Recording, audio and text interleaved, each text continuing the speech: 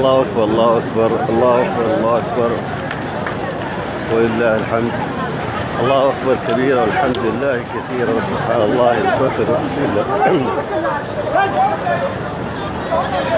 أمام جسر الجبرات في منى، حيث اليوم 10 من شهر الحجة، عيد الأضحى المبارك. الحجاج الآن بمجملهم أو الحجاج أيضا بكاملهم في منى.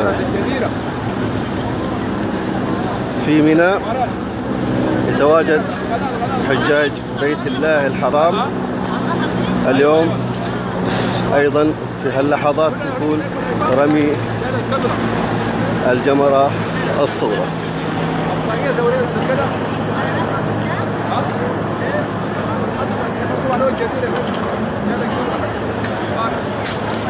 يصل عدد الحجاج في هذا العام ما يقارب 2,000,000 حاج، منهم 1,000,000 أو أكثر من 1,300,000 من خارج المملكة، و500 أو 580,000 من داخل المملكة العربية السعودية.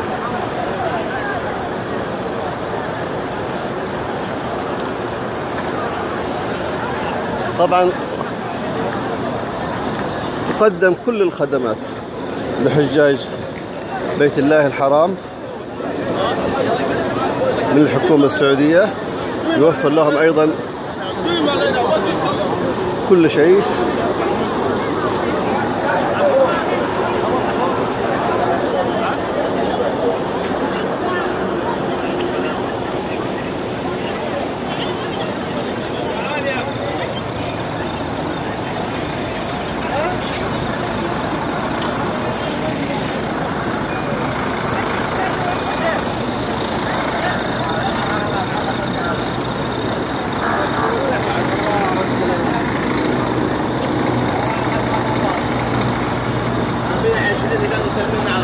ألف 1436 العام 1436 هو العام الأكثر تنظيما في الحج، وعام 2015 ميلادي هو الأكثر تنظيما في الحج في عهد خادم الحرمين الشريفين الملك سلمان بن عبد العزيز وولي عهده الأمير محمد بن نايف بن عبد العزيز، رئيس أيضا لجنة الحج، وأيضا صاحب السمو الملكي الأمير محمد بن سلمان بن عبد العزيز ولي العهد. هنا الجهود جبارة بالفعل. نحن الآن ندخل إلى جسر الجمرات.